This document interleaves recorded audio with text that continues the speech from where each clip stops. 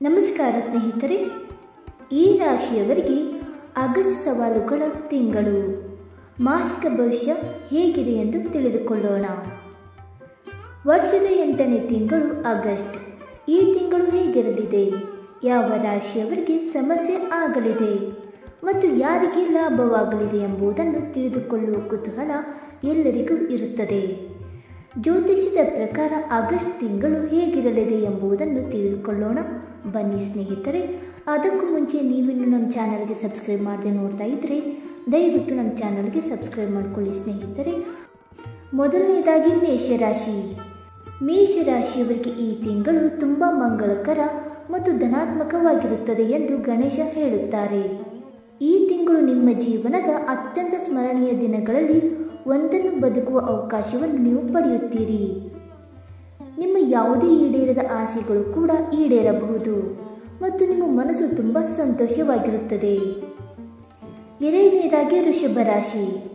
ವೃಷಭ ರಾಶಿಯವರಿಗೆ ಈ ತಿಂಗಳು ಉತ್ತಮ ಫಲಿತಾಂಶಗಳನ್ನು ತರುತ್ತದೆ ಎಂದು ಗಣೇಶ ಹೇಳುತ್ತಾರೆ.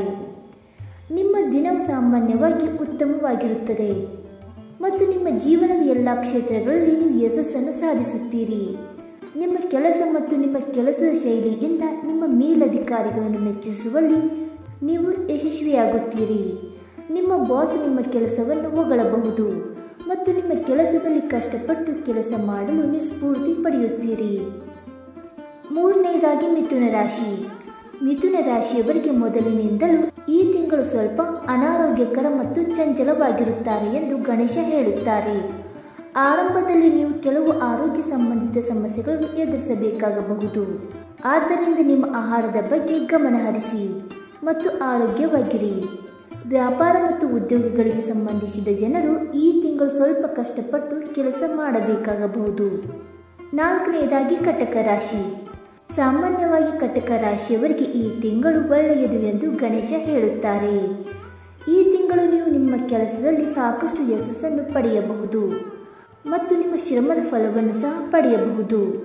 ಈ ತಿಂಗಳು ನೀವು ನಿಮ್ಮ ಕೆಲಸದ ಬಗ್ಗೆ ಹೆಚ್ಚು ಗಮನ ಹರಿಸಬೇಕು ಮತ್ತು ನಿಮ್ಮ ಕೆಲಸವನ್ನು ಒಂದು ನಿರ್ದಿಷ್ಟ ರೀತಿಯಲ್ಲಿ ಪೂರ್ಣಗೊಳಿಸಲು ಪ್ರಯತ್ನಿಸಬೇಕು. ಐದನೇದಾಗಿ ಸಿಂಹ ರಾಶಿ. ಈ ತಿಂಗಳು ನಿಮಗೆ ಸವಾಲುಗಳಾಗಿರಬಹುದು ಎಂದು ಗಣೇಶ ಹೇಳುತ್ತಾರೆ. ಸಾಮಾನ್ಯ ದಿನಗಳು ನಿಮಗೆ ಕಷ್ಟವಾಗಬಹುದು. ನಿಮ್ಮ ಕೆಲಸದಲ್ಲಿ ನೀವು ಹೆಚ್ಚು ನಿರತರಾಗಿರಬೇಕಾಗಬಹುದು.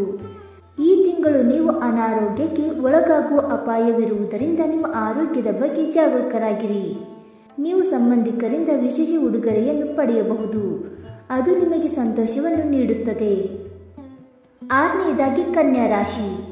ಕನ್ಯಾ ರಾಶಿಯವರಿಗೆ ಈ ತಿಂಗಳು ತುಂಬ ವಿಶೇಷವಾಗಿರುತ್ತದೆ ಎಂದು ಗಣೇಶ ಹೇಳುತ್ತಾರೆ. ಈ ತಿಂಗಳು ನಿಮಗೆ ಬಹಳಷ್ಟು ಯಶಸ್ಸು ಮತ್ತು ಸಂತೋಷದಿಂದ ತುಂಬಿರುತ್ತದೆ. ಮೊದಲ ವಾರದಲ್ಲಿ ನೀವು ಉತ್ತಮ ಆರಂಭವನ್ನು ಪಡೆಯುತ್ತೀರಿ. ಅಲ್ಲಿ ನೀವು ನಿಮ್ಮ ಕೆಲಸದಲ್ಲಿ ಹೆಚ್ಚಿನ ಯಶಸ್ಸನ್ನು ಪಡೆಯುತ್ತೀರಿ. ಎರಡನೇ ವಾರದಲ್ಲಿ ನಿಮ್ಮ ಕೆಲಸದಲ್ಲಿ ನೀವು ಯಶಸ್ವಿಯಾಗುತ್ತೀರಿ ಮತ್ತು ನಿಮ್ಮ ಕೆಲಸವನ್ನು ಸಂಪೂರ್ಣವಾಗಿ ಪೂರ್ಣಗೊಳಿಸಲು ನಿಮಗೆ ಸಾಧ್ಯವಾಗುತ್ತದೆ.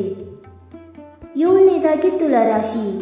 ತುಲಾರಾಶಿಯವರಿಗೆ ಈ ತಿಂಗಳು ಏರಿಳಿತಗಳಿಂದ ಕೂಡಿರುತ್ತದೆ ಎಂದು ಗಣೇಶ ಹೇಳುತ್ತಾರೆ. ಈ ತಿಂಗಳು ನೀವು ಅನೇಕ ಸವಾಲುಗಳನ್ನು ಎದುರಿಸಬೇಕಾಗಬಹುದು. ನಿಮ್ಮ ಆಲೋಚನೆ ಮತ್ತು ಕೆಲಸದ ವಿಧಾನದ ಮೇಲೆ ನೀವು ಗಮನ ಹರಿಸಬೇಕು. ಈ ತಿಂಗಳು ನೀವು ನಿಮ್ಮ ವ್ಯಕ್ತಿತ್ವವನ್ನು ಅರ್ಥ ಮಾಡಿಕೊಳ್ಳಬೇಕು ಮತ್ತು ನಿಮ್ಮ ವಿಧಾನವನ್ನು ಸುಧಾರಿಸಲು ಪ್ರಯತ್ನಿಸಬೇಕು. ಇದು ನಿಮಗೆ ಸ್ವಲ್ಪ ಕಷ್ಟವಾಗಬಹುದು. ಎಂಟನೇದಾಗಿ ವೃಶ್ಚಿಕ ರಾಶಿ. ವೃಶ್ಚಿಕ ರಾಶಿಯವರಿಗೆ ಈ ತಿಂಗಳು ಸಾಕಷ್ಟು ಸವಾಲಾಗಿದೆ ಮತ್ತು ಹೆಚ್ಚಿನ ದಿನಗಳು ನಿಮಗೆ ತೊಂದರೆಯಾಗಬಹುದು ಎಂದು ಗಣೇಶ ಹೇಳುತ್ತಾರೆ.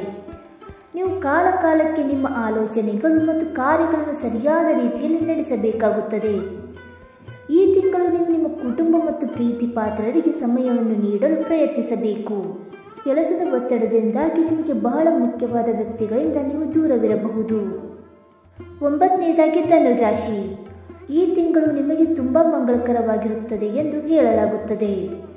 ಈ ತಿಂಗಳು ನಿಮ್ಮ ಗುರಿಯನ್ನು ಸಾಧಿಸಲು ಉತ್ತಮ ಅವಕಾಶವನ್ನು ಪಡೆಯುತ್ತೀರಿ ಮತ್ತು ನಿಮ್ಮ ಕೆಲಸವನ್ನು ಉತ್ತಮ ರೀತಿಯಲ್ಲಿ ಮಾಡಲು ಸಾಧ್ಯವಾಗುತ್ತದೆ. ಈ ತಿಂಗಳು ಆರಂಭದಲ್ಲೂ ನಿಮಗೆ ತುಂಬ ಅನುಕೂಲಕರವಾಗಿರುತ್ತದೆ ಮತ್ತು ದಿನದ ಸಡಗರದ ನಂತರ ನಿಮ್ಮ ಕುಟುಂಬದೊಂದಿಗೆ ಸಮಯ ಕಳೆಯಲು ನಿಮಗೆ ಅವಕಾಶ ಸಿಗುತ್ತದೆ. 10ನೇದಾಗಿ ಮಕರ ರಾಶಿ. ಮಕರ ರಾಶಿಯವರಿಗೆ ಈ ತಿಂಗಳು ತಿಂಗಳು ತುಂಬಾ ಒಳ್ಳೆಯದು ಎಂದು ಗಣೇಶ ಹೇಳುತ್ತಾರೆ. ಈ ತಿಂಗಳು ನಿಮಗೆ ತುಂಬಾ ಮಂಗಳಕರ ಮತ್ತು ಯಶಸ್ವಿಯಾಗಲಿದೆ.